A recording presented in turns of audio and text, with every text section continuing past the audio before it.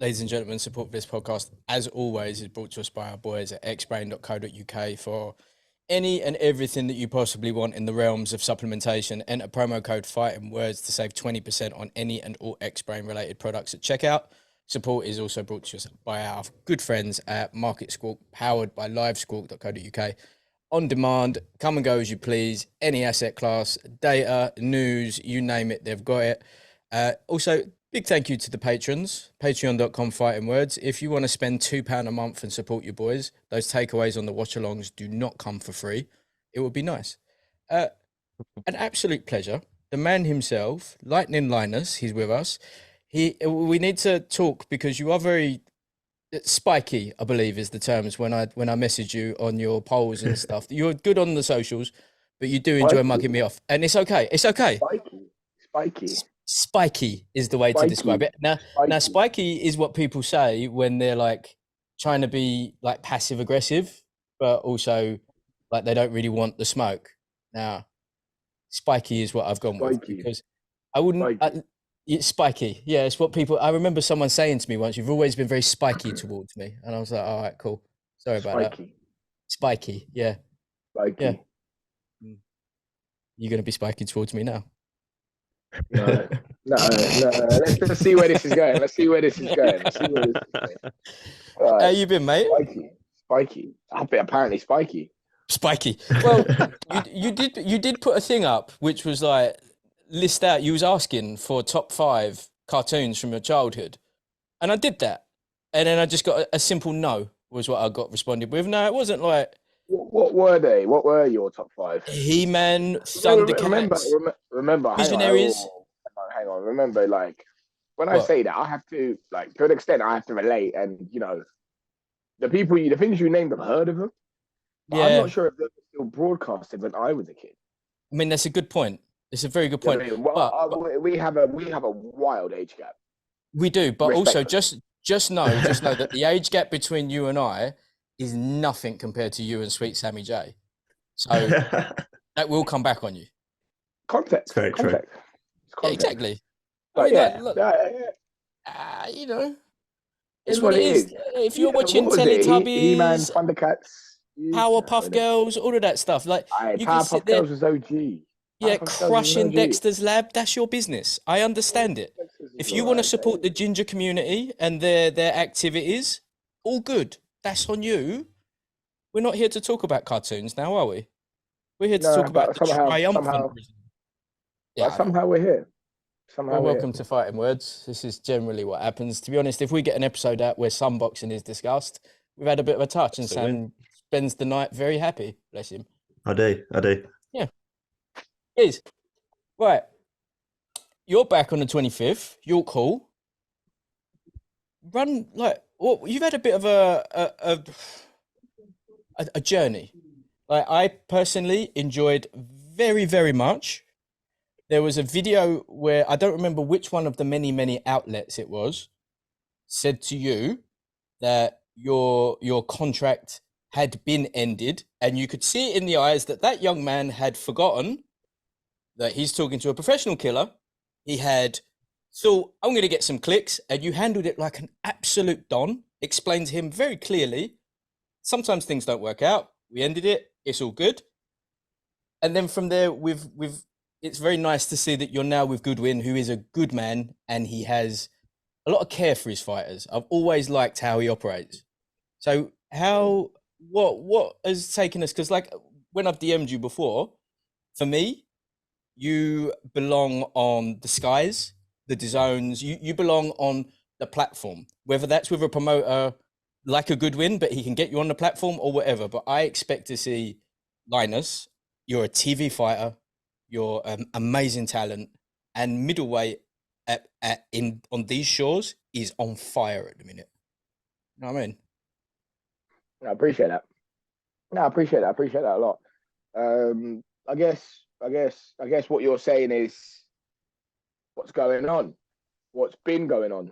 Yeah. Why don't you tell me what's going on? Where is the last, from let's say November? What's been happening from November till now? Is that what you're saying to me? That's what I'm asking. Yeah. Okay. In more words than I needed to. Yeah, sure. No, I appreciate that. I appreciate the words. Just Steve Goodwin is my manager. Just to clear that, just to clear up, he's Okay. my manager. He's not my promoter. Obviously, Wasserman Ware, my promoter. And things didn't really work. There was a lot of misunderstanding here and there. There was thing like it's business. At the end of the day, there's Exactly. no friends in it. They were good. They were good people. They looked after us when they needed to, and it's business. Like it's in their best interest to generate the most amount of money without spending the most money to generate the most amount of money. Mm-hmm. And it's in my best interest to make the most amount of money in the opportunities I get given. So Fact. it made no business sense for either of us what we were both proposing to each other. Mm. And we kind of we let the contract get to where it was and we walked away from it. And we just said, look, it was good, but it wasn't for us. Then we moved on. There was a few verbal contracts in line, but boxing is boxing. There's a lot of Yeah, talk. There's a exactly. lot of this. There's a lot of that. There's a lot of this. A little bit of your career gets held up, waiting around for people, doing all this, and then we kind of gave it to about. So when I say waiting around, I mean we had a few verbal assurances from big promoters, big companies, and they were like, yeah, Mm. we got this ready for you. We got free fight deal, this and that for you. And it was great, cool. We had a lot of verbal contracts. And then when it came to push and shove, I said to Steve, and Steve turned around and said to me, I said, look, we'll wait till Christmas. If nothing materializes from it, if these guys don't nothing, because it's all good to say something, but unless we have it sitting in front of us in writing, ready to Mm. tick off and ready, all the things we want to hear, it doesn't exist. It doesn't exist unless it's sitting in front of you. An offer doesn't exist unless it's in writing right in front of you. It doesn't exist. For sure. So we ordered all these verbal offers. We would say options. We had a lot of options, a lot of places to go. Christmas came and went. January came and went, and it was like the deadlines were when we were meant to be getting these things in front of us came and went, and we just kind of thought, you know what, we're not waiting around. We're not really waiting around. We even had offers from places we've been, Mm. and and it was just we're waiting around for these contracts. And I was thinking, if I keep waiting, I'm going to be turning 30 this year in June. I'll end up waiting till then probably. I'd Mm. rather just get out, get myself a win back. I will get my last fight as a win, and then move on from there and see what fights can be generated from there, and kind of take destiny into your own hands and kind of just let them fight out for it. Don't I don't know. This year, I think it's just becoming a wanted asset and letting everyone kind of fight for you instead of going to people and knocking on doors and trying to do this. It's kind of what we're doing this year is just you know literally getting a win under our belt, see what fights are available, and getting in a situation where we are now wanted, where we are now the wanted property again. Mm. With so as a prime example, a previous opponent of yours, Tyler Denny, who's had a bit of a resurge at the minute, right? So for the stepping stone opportunity, would you fight Tyler again, or if it came up, would you take that for the English, then knowing that that will leapfrog you back on for British, because either against Dens or maybe Dens has moved on to European at that point? Like, is that, do you have a roadmap of what you're looking to do now? Somewhat of a roadmap to answer that question. It doesn't, those two things are relatively, I won't say unrealistic, but those two Yeah. things are unlikely. Tyler Okay. Denny isn't going to be, I don't think he's fighting for an English title again. And in a sense of no disrespect, but he just is, he's proved everything and then some. He's won it. He's defended Mm-hmm. it against some of the hardest fighters in the middleweight division. He's defended it against Brad and then the other Mm-hmm. Brad. I mean, he hasn't been he's had to win it the hardest. He's had the best way I can describe his route to that English was he had British level fights at English Yep. level. Yep. Now, Yeah. and I'm not really scared to say it. Boxer are using him until he weren't meant to beat Brad Ray. Of course not. He wasn't meant to be Brad Ray, but they're using him until he loses. So if they can, they'll keep him in that place. They'll keep him there and keep using him there. But I don't know. I think they want a different road. I think they got their own plans. I'm not really in a position to be calling these names out or to be saying all these things. I understand there's like a line. There's a bit of a queuing system around me, Mm. and Yeah, it is what it is. Don't get me wrong. I think I hold enough of a name to kind of generate that fight. However, I Yeah, don't think that fight can materialize because it makes no business or logical sense for Tyler Dane to fight me for the English title. It makes no sense for him. Um, Denzel, I think after this win, if he beats his next opponent, he wins the yeah, British outright. There's no reason why yeah, he'd still be hanging around there. So he would have moved on. You know yeah, what I for mean? So sure. Well, again, this is why I say these two proposals, these two questions, they're not probable. They're possible, but they're not probable. yeah, And in my situation, like I said, I think get this fight out of the way. Get this fight out of the way, and just kind of the world opens up again. You kind of get into that conversation of, oh, he's active again. So what? There's fights out there, and there's a lot of fights out there. So more realistic fights. We're talking more Liam Williams kind of route. He's yeah. not fighting anyone at the minute. Where is he? Where's he going with it? Yeah. So he's See, I more of a thought that realistic. was going to be done when Yeah, you were doing Channel 5 Westman stuff, because that to me, I sat there and I was like, that's obviously the perfect fight for the pair of them, right? yeah. It was a great fight for us. We both come off a loss. I'd come off a loss Mm, to Denzel Bennett. He'd come off a loss to Chris Eubank Jr. And it was being made for the undercard of Ben Eubank, and obviously that never went through. And you know what I mean? Again, that would have been great. A pay-per-view event, and then me and him warming it up. That would have been, massive. I mean, that would have been Yeah. spot on. But again, business wise, things didn't make sense. Yeah. So we never entertained it. There was a little bit of tweeting though. I saw that. Yeah, I've there's a started bit to of back use and Twitter forth. now. You know what I mean? No. I think this year we got to start changing up the one side of our game. We don't really do a lot. I would say I'm quite quiet. I'm quite quiet online. It's kind of very Yeah. professional, political, professional, kind of clean. Don't really do nothing unless you go on my Instagram stories. But other than that, yeah, I'm quite professional online. But it's just I don't know. Mm. There's been a lot of I think sometimes I'm too quiet, and I think it's time to kind of not obviously take the piss and just talk shit and just call everyone out, but generate fights that people would want to see because people do want to see it. And this is how fights get made now. This is how a lot of fights get made. This is it, and this is one of the toughest things. Jesse doesn't know this yet, but a little bit after we're finished with you tonight, we're going to be trying to do a video on like what unfortunately boxing can learn from like the Jake Pauls and the Misfits, and like there is things that people can learn. The problem, yeah, exactly. Look at him rubbing his face. Now, the problem, like you're just saying there. Number one, you are eminently articulate. You're funny. You're great on the socials when you want to do them, but that goes against everything that is a fighter, right? You're not sitting there doing Mm. ridiculous call outs. You're not sitting there because like Mm. you'll fight anyone. This is always the case. The fighters will fight anyone. Remember, it's a classy sport. It's a lot of gentlemen that Act. we're all gentlemen. We all get in the ring, and we all in black and white terms, we all get in the ring and try and smash each other up. By the end of the day, 9 times out of 10, it's there's a lot of love for each other in the ring. There's a lot Mm-hmm. of love for each other. There's a lot of respect, and it is not. It is just not normal to call someone. It feels so. To me, it Fake. feels. I know maybe a lot of people. I don't know. It just feels classless. It feels tasteless. There's no honor in that. I'd rather do it normally. That's as a Mm. fighter. But for you fans, you lot are like, fuck that. I want to see that. I want to see it back and forth. I want to see that's not necessarily a disrespectful back and forth, but I want to Yeah. see the both of them, the want to compete with each other. I want to oh, what are you doing summertime? I want to fight. Or Mm. let's do it, mate. And people want to see that.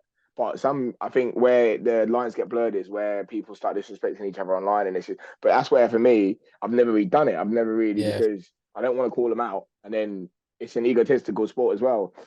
I don't want to call someone out. I don't want to be like, oh, let's get it on, and then they turn around and start disrespecting me, saying things about, I'm just like, no, this is getting messy. This never needs to be like this. You know what I mean? Yeah. And I don't even want to step into the realms of engineering fake beef or fake hype. I don't No. know. But And then this is where this is gone. go on. No. I was gonna. I was gonna say from a fan's perspective, like you've got three very different demos on here, plus the fighter himself. You got Sam, who's I think he's just got his second set of pubes. Well, you got 7 or 8 pubes now, boy, give or take. He's 20. Around about. Give or Jesse's take. 33, right? I'm biologically 33, but chronologically 40, give or take. Biology. Right? Biology. Biologically 33. But for Is me that what you personally, identify as? I identify, yes, I very much so identify as 33. Uh, for me, I don't care about, like, there's certain people that I'll watch on the face-offs until the cows come home. Eubank Jr. Mm. being one of them, right? You can't not find him funny or at least engaging on those press conferences because the geezer's an android, right? Yeah. Yeah, it is what it is. But like for me, Mm. I'm more about seeing the 24/7 style, like what Caleb Plant just did with his Road to Vengeance or whatever it is, like a little 8-10 minute well edited video, days in the life of Linus, right? Mm. That's what I want to see. I want to see, a little bit Yeah. of sparring footage. A, I want to see the a training. I build want to up. see you go It's into a your build up. empire of chicken shops that you say aren't yours, but also those do-rags don't come for free. I know what you're saying. Sam, what do you want to see when you see Linus? Yeah, I want to see the rivalries and the build up, but then See, that's you my want the job. I WWE work, shit, don't you? Yeah. yeah, but I work in the He media wants of the boxing. fireworks. My job would be very boring if we didn't have the face offs and pushing and shoving and calling names and that. Jess? I like the old 24/7s that were narrated by Liv Schreiber. Like, I think Yeah. that sort of stuff's the way forward because it still Yeah. sticks to like the classy act. Ray Donovan. What the people that Ray Donovan and who was there? Yeah. I swear, Common used to Yeah. do the 24/7 for HBO and Showtime. Common used to do Fight Camp He did it. 360, didn't he? Oh Mm. yeah, it was. Oh, I loved those. I They used were to so love good. watching. Do you know what it is? I enjoyed watching those more than the actual fight. For I'm going to be sure. honest. I used to enjoy Yeah. watching the build-ups and watching them how their lives are, and I'm just Yeah. obviously I'm like this is exactly what I want people to understand, and I want somebody to articulate this to the world for me. Yeah. Do you know what I mean? Because a lot of people will just see me start training or whatever, or maybe put up a video or a picture of me training, and then I get in the ring, and then I might do one or two interviews where they see my personality a little bit, but no one knows who I am, kind of thing. No one knows who I am. No one knows what I get down to in my downtime, or what actual camp looks like for me. What you know what I mean? And Agreed. those 24/7s are. Personally, they're what like got me into boxing. I used to watch boxing a long time ago, and HBO used to do great ones. They used to do fantastic ones. Like I used to love them. I used to literally love them. You always loved the Floyd ones as well because it would always be the same. They would literally do every single time him in the Bentley, him in the Veyron, going through the drive-through. You never ever see him drinking the Coke. You never see him eating the fast food. He has it in his mouth. The second that they know the camera's not there, he's spitting it out. And then you've got some geezer up in the mountains giving it the Ivan Drago, just like living that life. And you're like, this guy might be the one. Every single time, and every single time you walk away from it and you're like, Floyd just jabbed him to the belly 4,000 times and laughed him in his face. Did you know what? You know what? The perfect example was that when I watched the Guerrero, what's his name? Guerrero and Floyd. Southpaw. Yeah, and that was Robert Guerrero. Robert Guerrero. I watched that one. And I didn't know who Robert. I didn't really know about him too much. I heard of him, but I didn't really know about him. And I genuinely, when I watched 24/7, I went, "This guy." Not saying he's going to beat him. Not saying he's going to beat him, but he has a genuine chance. Oh, he's the one. He's the one. And then I watched that fight, and I went, "Yeah, he never had a chance. They just sucked me in. They got me in. Yeah, they got me in." Floyd could have been off for 5 years and not even put on a pair of gloves in that 5 years and still done exactly the same thing. But this is it, Linus, right? So, in the age where all of us have got 20 megapixel full raw HD 4K cameras in our pockets. Like, this is the sort of stuff that people need to see because, like you're saying there, going on an Instagram live and saying, Tyler Denny, I know Brad Pauls is your boy, like listing out Brad Ray, Brad Pauls, this name, it's almost expected. No one, and it means nothing. Mm-hmm. Yeah. So now imagine when you don't do it. I don't do that. Yeah. But now, do you know what I mean? So when people expect it and I don't do it because I'm just like, this isn't really for me. I don't really do that. Unless I find a way to articulate it and everyone can actually be respectful about it. Yeah, but then this, unfortunately, this has become a clout and a name. It's a really hard thing where I think you just need to find your main platform, and even if we send Sam up with a camcorder, hey, yeah. So I think that's it. I think we're now in the era where people might have to self-produce the content to get them to the next level. We've been in that era. You've been in that era for a long time, but a lot of boxers don't think outside the box. They've still got the old school, which isn't wrong, a wrong mentality. No. They've still got the old school mentality of, keep winning my fight. Just build it and they'll come. You keep winning my fights and everything will be fine. I'm like, yeah, that's cool, but you can keep winning your fights. And until you start doing something, until you start, doing something different to what all these other thousands of boxers are doing, things might not, you might not get to where you want to be because just no one knows who you are. Yep. It's the shelf, isn't it? And also, if Echo Esserman is my favourite example of this one. Right, Echo can be collecting titles all he wants. He is actually really good on camera when you get him. He's very articulate. He's very clever. That geezer takes one L and they have him in a warehouse somewhere, never ever to be seen again, right? Which is a shame because he has all of the attributes and that it's a testament that you had that razor thin one for the British and now you're back and now you will be back. And then it's a case of making as much positive noise as possible for you. Yeah. And I don't believe in this, this feels sorry for me kind of thing. It's not even in my situation, but it's like, yeah, things are changing. Boxing's changed from when I started, when I first got my first pro license, like 6-7 years ago. That's completely changed to now. It's completely flipped on its head now, and it's like you either move with it or you get left behind. It's simple as that.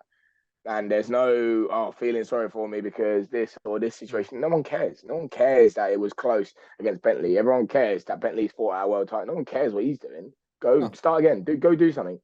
So this is what I mean. Like it's just, I don't know. It's boxing's changing every fucking year.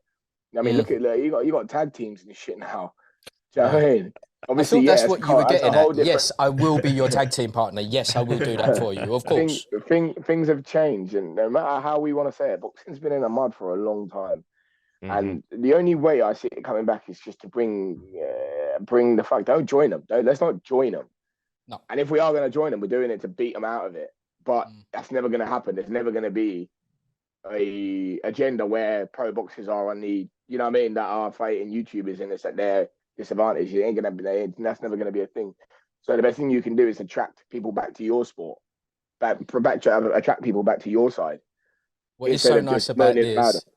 You and Jesse have the same level of disdain for quote unquote crossover boxing that it's like you're not a fan. Jesse loathes it. Sam loves it. Yeah.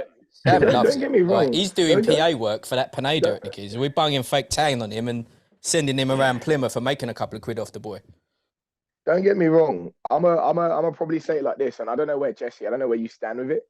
I respect it. I respect the hustle. I respect the graft. And what I respect about it the most is when they kept it just YouTube. That's what it was, just YouTube. Yeah. Just like I watch under the radar football. Yeah, like it's a YouTube football team, right? Okay.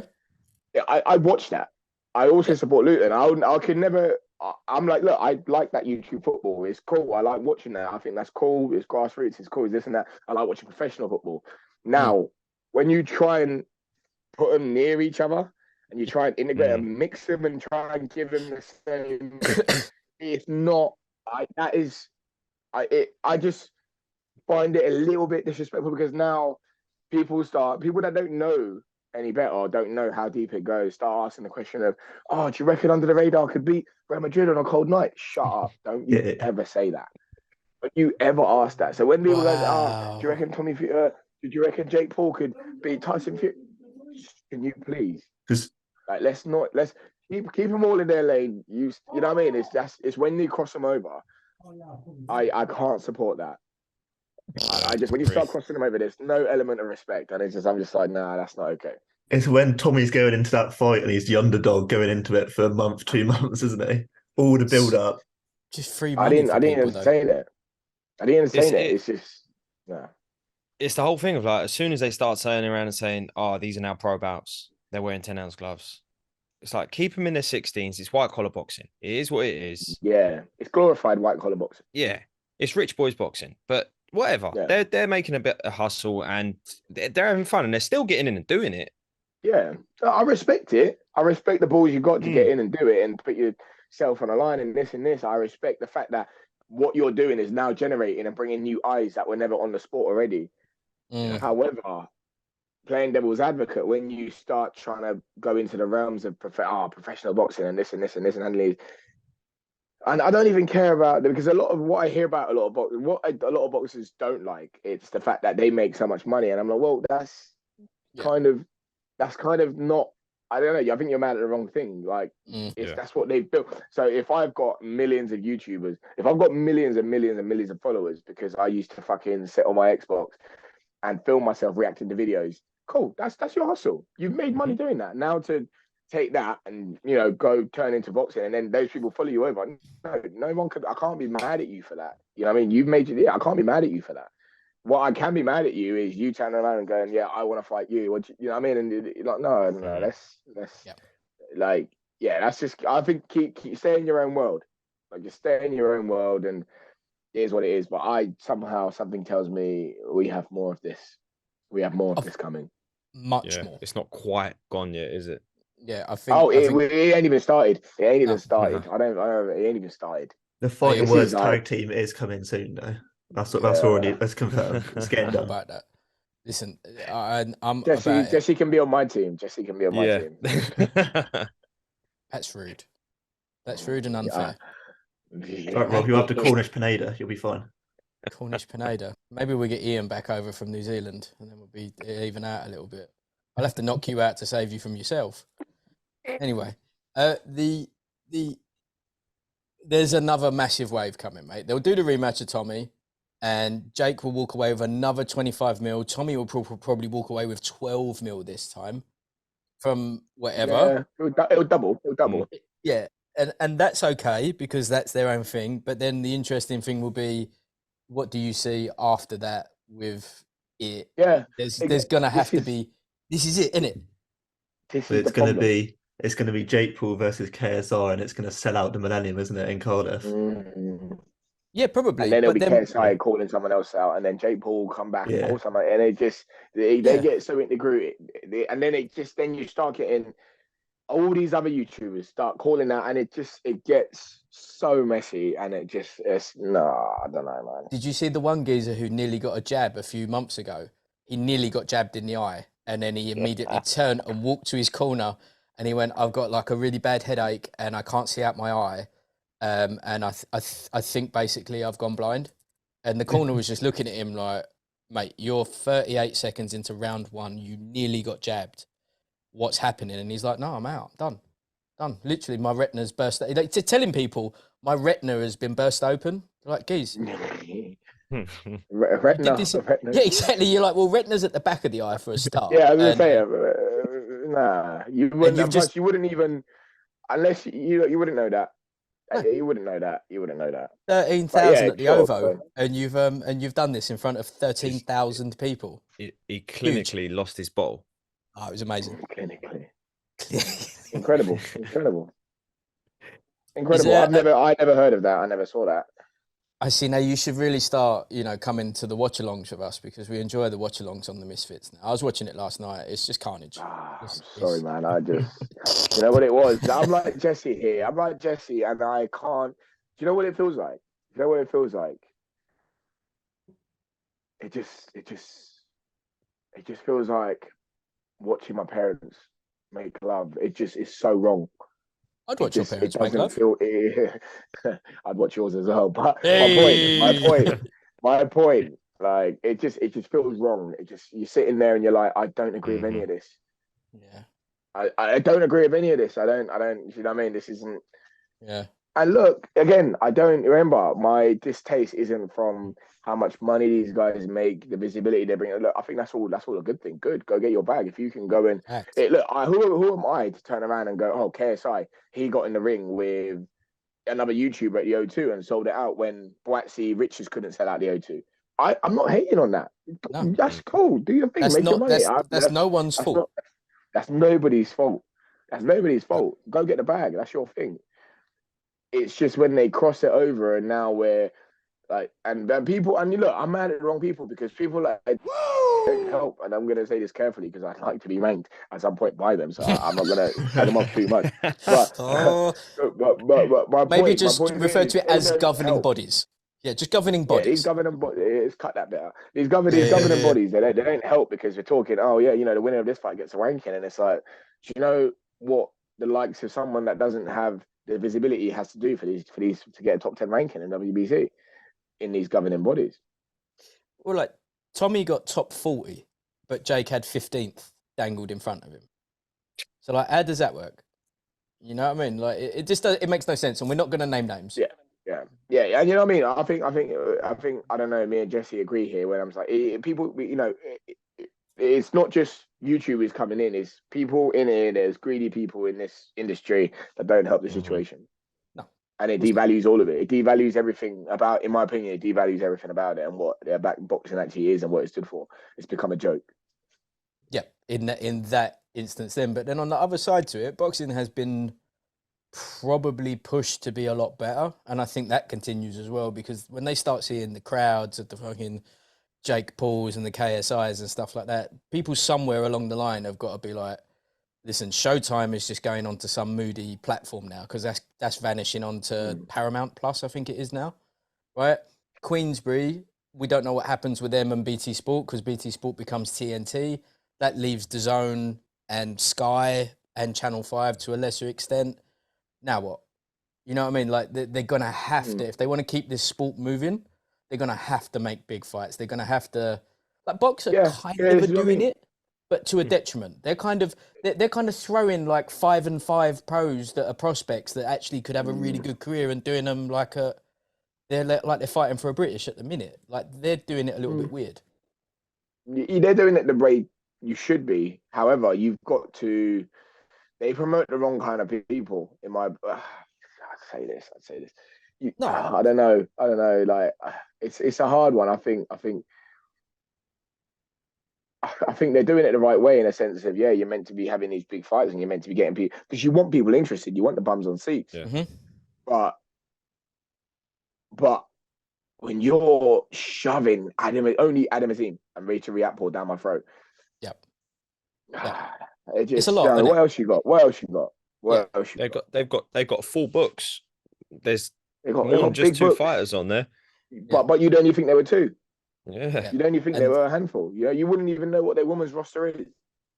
I mean, but they're vicious with favoritism as well. Like, I've never seen a promotion so unbelievably like geared.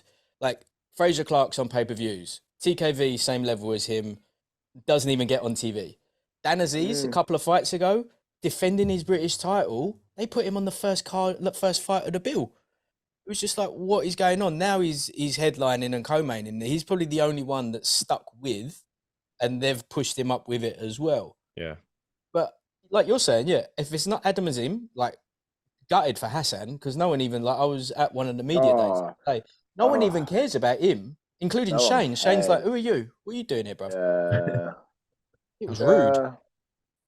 Yeah, I always say, like, with Adam, I feel for him, because I said this ages ago. A lot of people agree with me, and I think, like, it's this dangerous game they're playing with him, because they're promoting the fuck out of him, as they should, because he's a great talent. He's actually a phenomenal talent. However, they're pushing him too fast, too early, and they're setting him up for a massive come down. Yep. You know what I mean? And that's what I think. I think they're going to push him into a fight too early. They're going to push him into like a Ryan Garcia fight too early, something like that. They're going to push him into a big fight too early when he hasn't really. They wanted Dalton. I'm sure of it. I'm sure that the reason that they were so hot on getting Dalton on the Boxer books, I think that they wanted Adam and Dalton on a win-win, but obviously they wanted Adam to beat Dalton. They probably would have put him on that, and like you said, it's too soon for him. If they want to make a superstar out of him, the best thing they can do is do it not the traditional route. I think he can surpass a lot of that. I think he can. You know what I mean? But you have to slow him down. I think they have to slow his progress down to actually, because his talent and his progress, his talent is unbelievable talent. However, they're pushing him so far. I don't think his talent will keep up. Yeah. No, and it's also like you're starting to see it now as the tougher Central American, South Americans are coming in for him to get rounds under. You know, it's such a quick spin, isn't it? Like Dalton Smith goes 12 rounds with Billy Allington. He's not what we thought he was. Adam Aziz, you know, he drops the geezer. He doesn't destroy the guy like we used to see him. Maybe he's not what it was. It's just so fickle at the minute as well. Like especially with the young boys. Yeah. It is fickle because what is he, only 20? Yeah, he's so young. At best, he's got Yeah. so much time. He's got so much time. I think platform is what it is. They're doing the right thing by him by putting him on a platform and pushing him because I listen. He will be a fucking star. He will be. He will be a star. However, it's the element of where they're forcing it. They're almost forcing it, and it's okay. They want us to buy into this guy so bad, but you know what the boxing community is like. So okay, we bought into him. Then what? As soon as it gets hard, oh, he's not what we thought he was. Oh, he couldn't chin that guy. You know what I mean? Like, you know what I mean? It's like, I don't know. I just think they're setting him up for a massive come down, in my opinion. Yeah, they're doing the it'd be like the same trajectory as like what they did with Amir. Like they'll build him as the next great hope, and then out of nowhere, some fucking Mauricio Lara-esque geezer from some cave somewhere in Ecuador comes out and just destroys. What do you think that professional? We'll call it professional boxing. What do you think professional boxing, in your opinion, as an active fighter, you know, as someone that is a name? What do you think they need to do to actually get new people involved, like new fans? What are you doing to get new fans? I think to an extent what they're doing is they're getting people with like a lot of followers, a lot of following. Yeah. You know what I mean? A lot of following. They're trying to do, and I can see it. Boxer are trying to do. Do you mean boxer or in general? No, in general, across, because like what we're seeing now is we're seeing Queensbury are becoming, I don't want to say trade, but that's the way that I would describe it. Like Queensbury are going to have immense cards of usually people that, unless you are like a complete head to toe, know everyone in the division, some of those guys you're never going to hear of. Every Queensbury card we went to last year was a banger. Absolute cracking cards, every single one of them. Like the York Halls, the Telford ones, the Small Hall ones. Then you've got Boxer, which are doing like this half influencer, half music concerts halfway through it, half spectacle. And then you kind of got DAZN and Golden Boy doing their own, and Matchroom doing their own thing, where it's somewhere in between. So like as across the board, none of them seem to be, to me, to be doing anything to get new fans involved. Like, because I disagree. I think okay. Let me hear me out. So from what you described and from what I've seen as well, and I don't know, feel free to jump in, Jesse and Sam. From what I've seen, let's say, like you said, Queensbury, they put on a lot of good cards. There were a lot of good competitive fights, a lot of good cards. And I'd say, I think they brought in a lot more purists. A lot more purists have come in. Channel 5, they've kind of left people wanting a bit because the roster isn't big at all. The roster isn't big at all. So it's like, okay, you've brought in a Freeview. You know, people that might be scrolling and they've seen it and they go, oh, there's boxing on Channel 5. Hey, mate, like, let's have a look. But then the roster isn't big enough to keep them there. Do you know what I mean? So you brought in a few people that really not really that interested in boxing. So, you know, Queensbury brought in some purists back. Channel 5 have brought in some people that which weren't really into boxing that would watch it if they're home and they're, you know what I mean, they're there and you know what I mean, they'll watch it. The channel surfers. DAZN is a bit of a grey area because if we're talking all of DAZN, we're talking the misfits as well. So they brought in a bunch of kids, a bunch of people that like Logan Paul, the YouTube, all of them, like, you know, all these TikTokers and all these, like, they love all of that. That's what we brought into that side of boxing there. That's where DAZN and Matchroom, and almost, I'm only speaking for myself. I don't know how people feel about it, but when I see Matchroom, DAZN, I'm not saying it's devalued. However, people on the outside won't. They'll look at the zone and be like, and they'll look at other zone fighters and be like, "Oh, why haven't I heard of you? Or well, you know, what kind of thing do you do?" And they kind of associate you with that TikTok misfits community kind of thing. And you know, I'm just speaking. Yep. I'm just speaking. Yeah. I'm just speaking. And then what we've got the Boxer, and they make spectacles out of it. And Boxer, from what I've personally seen as well, because I've gone to a lot of these shows, there's a lot of families there. There's a surprising amount of families there. Agreed. And it is like they do. You know what they have? I know people that work in schools. I know a lot of people that work in schools, a lot of head teachers, and they're like, yeah, we get tickets all the time from Boxer, and they always try and get the kids in. And I think that is excellent because that's clever. You're very clever because you're getting kids in, you're getting loads of new eyes in there, and I do see it. When I went to the all women's card, that was excellent. That was probably one of the best cards I've ever been to for entertainment. For entertainment, like the fights were good. Yeah, the fights were good. You know, I had no qualms with it. The fights were good. They're entertaining. It was good level fights. But the show, the whole spectacle of it was unreal. I felt fortunate to be there. And one thing I felt the most impressive thing was I'm stood there and I'm like, I'm watching this card and Bumgarner's coming out, Mayor's coming out, and I remember like me and my mate were there and we looked over and we seen this little girl by the barrier and she's like, oh my God, like, you know, I started boxing, I was watching these, and I'm like, okay, this is where it is. This is why. Yeah. This is I get this. This is what is brought in. This is what boxing's doing. And this is great. This is fantastic. You're bringing a kid in and she's got people to look up to. And this is great. You're making a show of it. Families are coming in instead of just a certain era. Do you know what I mean? They're bringing what Boxer have been doing. They've been trying to work for the next gen. They have been trying to push that. It just seems like Boxer have gone quite clean cut now, though. It looks like they're trying to push boxing as like a PG product. You know, they're doing that. You know, like that was massively beneficial, wasn't it? Because if you're looking to get the new young gen, you kind of need it to be PG. You want to try and get the new 100%. Generation of fans in, nurture them up. But then at the same time, it is boxing. It is two guys in a ring beating the shit out of each other. Like it's just trying to find the happy medium. I mean, you know, I have it in my job all the time. It's just trying to market shows to have as many different types of people and ages and whatever to go to that show, but I don't know. Yeah, I think it is.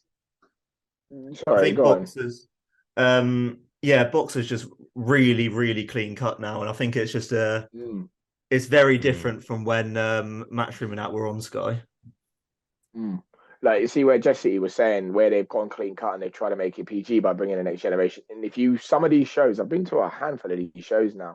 The open workouts are free for everyone, but they make it like even the shows. Like one of the best shows I went to wasn't the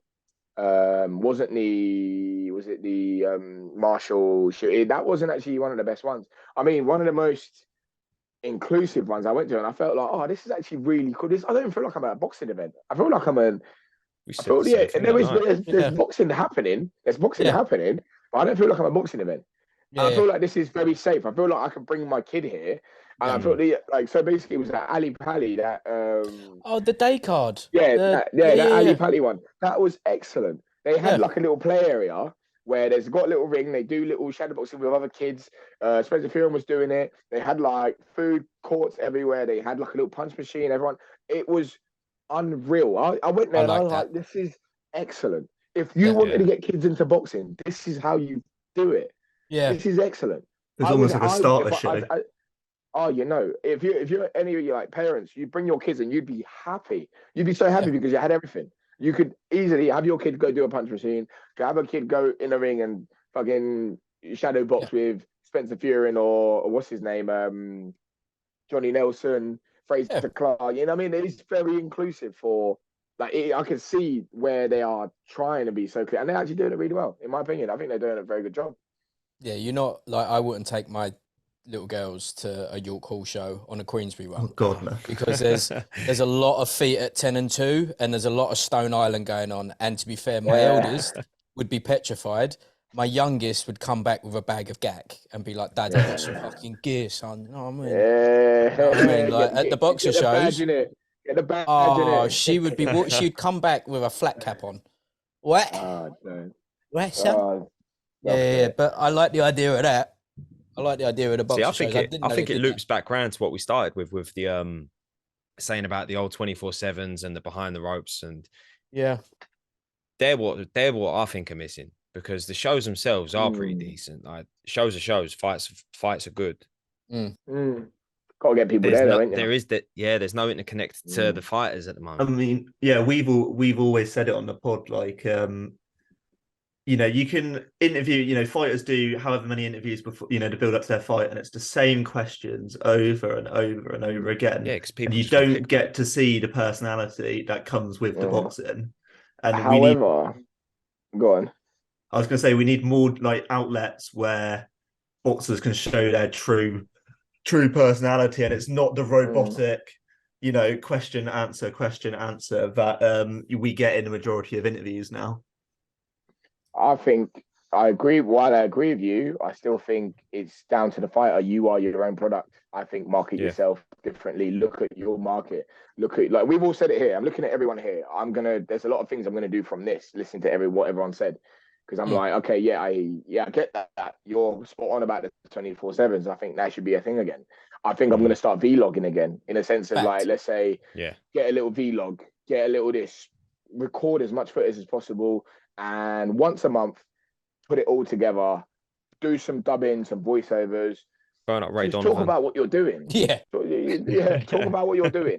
Talk about what you're doing. Just be like, look, it's very hard, because I can concede the idea here. I've listened to everything you got saying. I don't think it is outlets. I think there's hundreds and hundreds, and to be honest, unnecessary channels. And be a lot of people just do. I'm not coming at anyone here, but there's a lot of channels that I know that do that media stuff just to get accreditation to big fights. Yep. Yeah. I know there's a lot of channels that do that. And that's why they'll ask provocative questions just to get the clicks. They'll try and like trigger someone just to get like my man with what we spoke about earlier. Like I've now we start to get invited to these sort of things. I can't do it. I'm just pre-fight, post-fight, weigh-in, whatever. Linus, I'd really. What am I going to say to you on a press conference? How did camp go? You're never going to say, "Oh, it's been really shit. My shoulder hurts."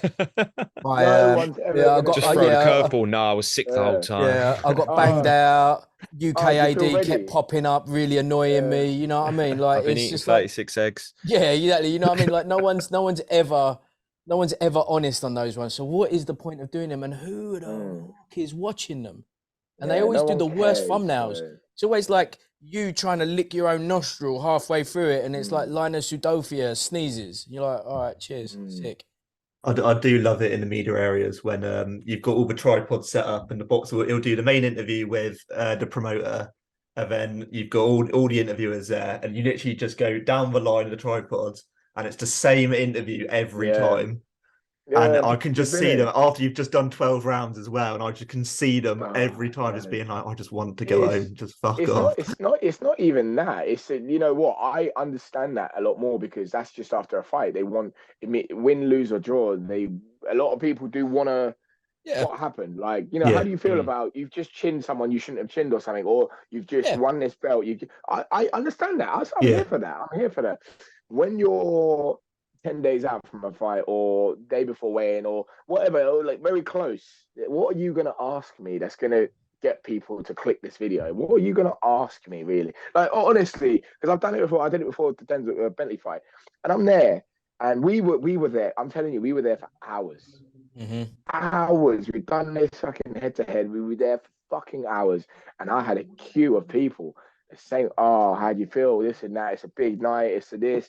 You know, this and that. It's you know, Bentley's from here. And I'm like, it's just." And I think 2 hours later, I've just turned around and I've gone, "Look, boys, I'm going home, because I'm on a schedule.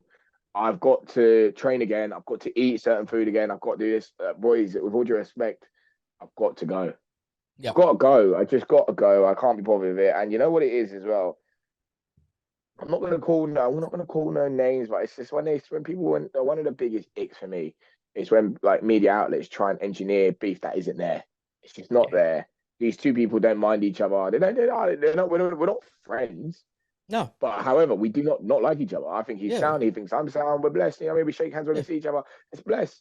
you know what I mean? So why are you now going, oh, can we get you two sitting in a room and you say how you're going to, what you're going to do to him, and then you say what you're going to do. I looked at her in the face and I went, no, yeah, I'm going home. Shut up, man. I'm not doing that. Invite Like, you all to due a respect, to, no.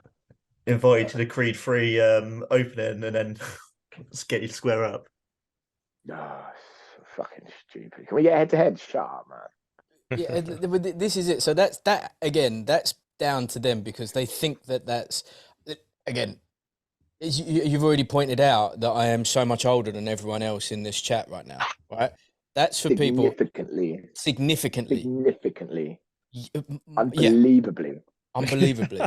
Like it's, so and not only that, I feel it as well, and that's the worst part is that I don't look it, but I feel it, and that's where we have to move forward. But it's all done by people like young Samuel who are sub 25. And because they know what they want to see from the Misfits, from the WWF, from all of the other mad stuff that they do, they want to cultivate it. Where if you have someone a little bit older, for example, like a 33-year-old Jesse who's been around it for a while, he's going to know that, Linus and this person, they're cool. They're professional fighters. This is a job. It's whatever.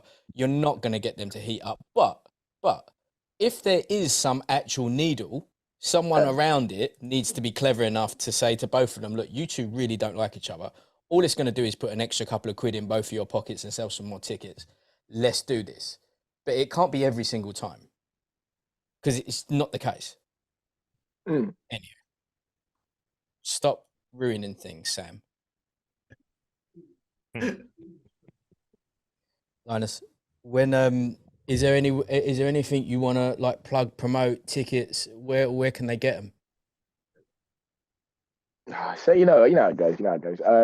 Yeah, March 25th, I'm back out. It'd be fantastic to sell out as usual, but I'm more or less nearly there. So if you are interested in getting down, ouboxing.com and click the link at the top. Yep. And I'll see you there. Thank you so much for having me on. Thank you so much for supporting as always. Thank you for never switching it up because you were the same before and after Bentley, and you've always been consistent with me, and I appreciate that. That's how we roll. We'll put all of that stuff in the show notes on all of the socials. It'll be everywhere that we can. Even if it's like 5 tickets, it's still 5 tickets. You know what I mean? Yeah, of course. I'm watching I've got Cyril Garn and John Jones in the background. Yeah. just watching it. Look, I've just started. I don't actually know how this fight goes. Yeah. Oh yeah. But I'm gathering Jones won, right? Like, yeah, it ain't on for long, bruv. But he looks horrendous in his shape. The shape of him, he looks horrendous. I've never seen him this out of shape. He's not. Do you know what? He's not out of shape. He's just not shreds where he has to make. Yeah, but I've never seen him look this bad though. Like this is like that belly. I've never seen a belly like that on him. That's a power, Dubs. That's a proper power belly on that geezer. Have you not seen his brothers? I hear you. Have you seen his brothers? No. Okay, so he's the small one. So he's the little one that wasn't big enough and strong enough to make it as an NFL whatever. They're all NFL animals. Like those geezers who can jump 17 feet and then get drug tested, and they're like, yeah, don't worry about it. He's that. Quick one. How does everyone, like one by one? I've already said my bit. How do you think we get boxing or bring eyes back into boxing? I think Jesse, you said the 24/7. Bring back the 24/7.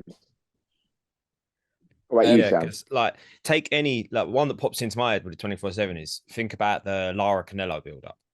Yeah, 24/7 that was great because Lara, as high accolades as he was, and to the boxing fans, he was known as the boogeyman, but no one knew who he was.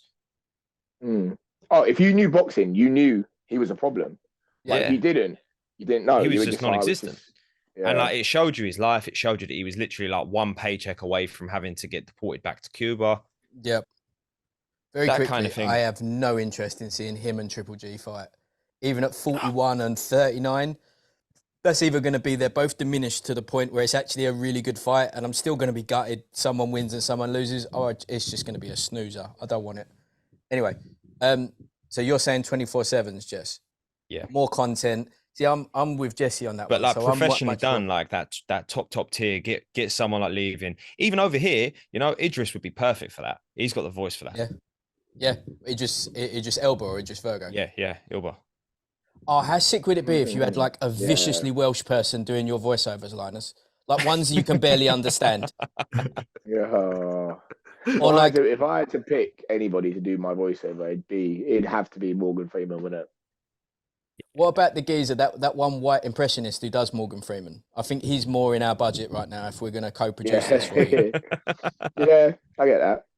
Patreon.com fighting words, maybe donate a little bit and then we can get a voiceover man. Sam, what do you want? I just think we need fair, Sam's interesting because he's been in this job 2 years, right? He had very, very little, if any, exposure to boxing before he did this job. Now he's got probably the most exposure of nearly anyone ever. So, run us through some. I just think boxing's at a place now where it's still quite a niche sport, isn't it? It's not as mainstream as your football and all of that. And I just think like footballers are everywhere. Like you can't, you know, they've got all the brand deals, they're all adverts, all of that. Boxers just don't have that.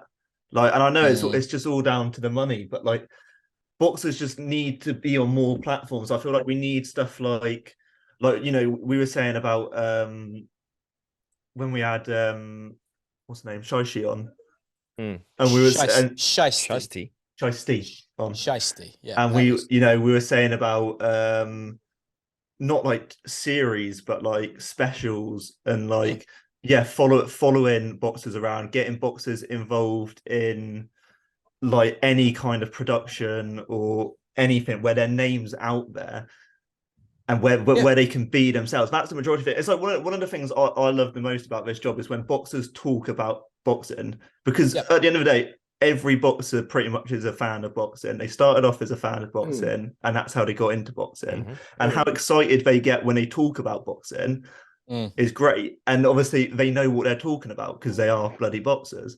And I just feel like there needs to be more outlets where boxers can just talk freely without having to worry about what they say.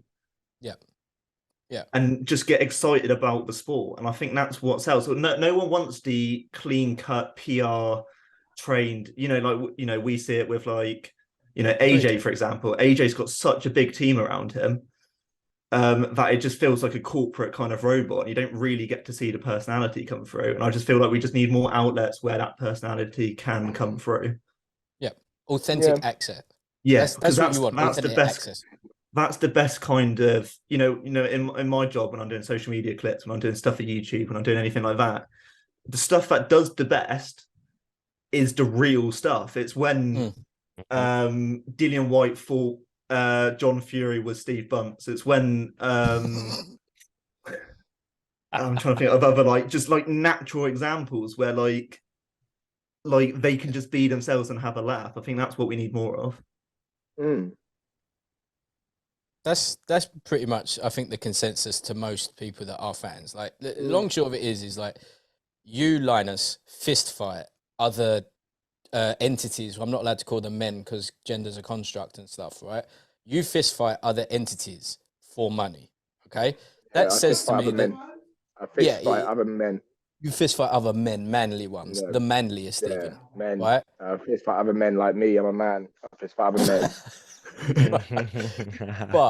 but that denotes that you are also a wild motherfucker. So I want to see that and I want to hear that. And like, you get little snippets in conversations like this, but you're not going to be on toe to toe and giving it a little bit large of your beliefs on the trans community, and nor should you, because that's career suicide. It's got nothing to do. That's got nothing to do with anything. But you can have a laugh, right? And you can have a laugh with people, and everyone's.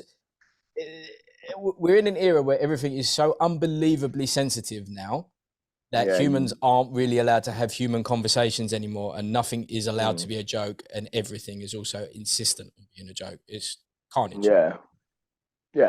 It is. I wish it's a you'd mess. have told me mess. you had a do-rag on. I think I would have worn mine. I wish you'd have told me ahead of time. I would have wore a purple one. No, I wasn't saying. Well, you got me. You got your fucked up. Save it for the in person. Yeah, that has thrown me completely off. That has thrown me off. What did you say? What was I saying? No. I think the genuineness, like trying to be. This is what I'm saying. Like 7 years ago, I could say everything. I could fuck up on an interview. I could say anything. I could say all sorts. I could be myself. I could give raw emotion. I could turn around and go, nah, that's bollocks. That is not fair. But now the only place I feel like I could do that is Twitter. Twitter Spaces. Yep. Twitter Spaces. The only place I can do it without, you know what I mean? Because Twitter Spaces, they're safe spaces. Like, you know. I only go into a certain amount of them as well. Like, I only go into like one or two. Yeah. Because they're safe spaces and just, you know what I mean? You can kind of speak your mind. Like, boxing's, I mean, not just boxing, but just the world in general is it's a bit crazy, man. You go against the grain for a second, you have your own opinion. It's so easy to get chucked out, to get put in the bin. Fact. Yeah. Absolute fact. Twitter and Discord are the only two places you can say what you want. And that's scary to me, because 7 years ago, you could do whatever you wanted. You could do whatever you wanted, within reason, obviously, but you could do whatever you wanted. My battery's getting low. We'll wrap that up there, guys. 25th of March, York Hall. All of the show notes will be in there. How to get tickets. We'll put them on all of the posts, the stories. You know the rules. We'll do the lot. Lightning Linus, a pleasure as always, my friend, and we'll speak to you very soon. Thank you, Jesse. Thank you, Sam. Thank you, Rob. Thanks for joining us. See you soon, man. Take care.